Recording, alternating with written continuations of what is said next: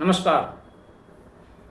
Iran America के युद्ध के बीच में भारत की जो चिंताएं हैं उस पर हमने कल चर्चा की थी। आज फिर उसी बात को आगे बढ़ाते हैं कि भारत के सामने एक और गंभीर संकट पैदा होने की आशंका खड़ी हो गई है।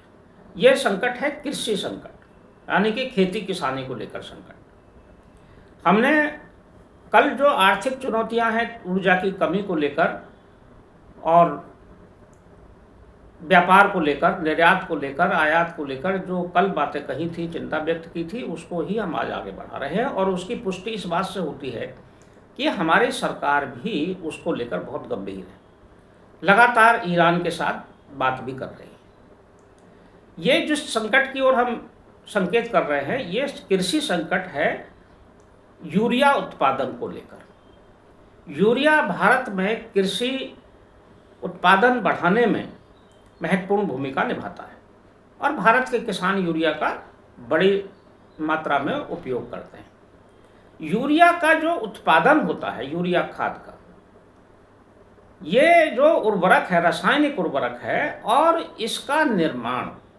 पेट्रोलियम उत्पाद से होता है। उसका नाम है नेफ्ता। नेफ्था का जो उत्पादन है वो भी पेट्रोलियम गैस और डीजल पेट्रोल इन्हीं की तरह से होता है। नेफ्ता भी एक पेट्रोलियम उत्पाद ही है और ये भी खाड़ी देशों से आता है।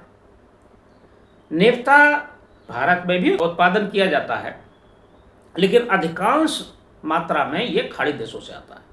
और ये युद्ध अगर ये खिंचा आगे लंबा चला तो जहां तेल और गैस की समस्या खड़ी होने की आशंका है, वहीं नेफ्ता के आयात की भी समस्या खड़ी हो सकती है और भारत में जो यूरिया संयंत्र हैं उनके उत्पादन की क्षमता प्रभावित हो सकती है। जो बड़ी कंपनियां हैं, सरकारी कंपनियां हैं दो भारत की, इफ़को और क्रेवको, जो बड़ी मात्रा में यूरिया उत्पादन करती हैं। इसके अलावा बहुत सारी निजी क्षेत्र की कंपनियां भी हैं। लेकिन यूरिया का जो आयात है ये खाड़ी देशों से भी होता है, विदेशों से डायरेक्ट यूरिया भी आता है। तो यूरिया की कमी भारत की कृषि को प्रभावित कर सकती है। रबी और खरीफ दोनों की फसलों में यूरिया का प्रचुर मात्रा में उपयोग होता है और जब भी कभी यूरिया की कमी हो जाती है देश में तो हाहाकार बच जाता है, मारामारी बच जाती है। गाँव में किसानों को लंबी लंबी साधन सहकारी समितियों पर, इफ़को क्रेवको के गोदामों पर लंबी लंबी लाइनें लगानी पड़ जाती हैं।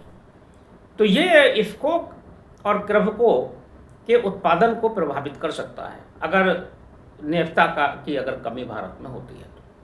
इसीलिए विदेश मंत्री डॉक्टर एस जयशंकर ने कल भी ईरान के विदेश मंत्री से बात की और ये उनकी तीसरी बात है। जब से ईरान और अमेरिका इजराइल का युद्ध हुआ है तब से एस जयशंकर तीसरी बार बात कर चुके हैं। कल तीसरी बार उन्होंने कल शाम को बातचीत की और ये सहमति भी बनी कि वो दोनों देश आपस में संपर्क में रहें। तो बिल्कुल स्पष्ट है कि भारत की जो सुरक्षा, आर्थिक सुरक्षा, भारत की खाद्य सुरक्षा, भारत के कृषि सुरक्षा, ऊर्जा सुरक्षा, इन सब चीज़ों के प्रति भारत सरकार चिंतित है। जहां पेट्रोलियम उत्पाद, गैस की आपूर्ति बनी रहे उसके लिए भारत प्रयासरत है, वहीं भारत इन सब चीज़ों के लिए प्रयासरत है कि नेफ्ता जैसे जो बाई प्रोडक्ट हैं वो भी भारत में प्रचुर मात्रा में उपलब्ध होते रहें। यही कारण है कि भारत सरकार लगातार ईरान के संपर्क में बनी हुई है और भारत सरकार का प्रयास ये है कि ये जो हॉर्मुज मध्य मार्ग है, जलडमरू मध्य मार्ग है, इससे भारत को आपूर्ति मिलनी शुरू हो जाए। भारत का प्रयास ये है। समय संवाद में आज बस इतना ही। कल फिर मिलेंगे किसी और विषय के साथ।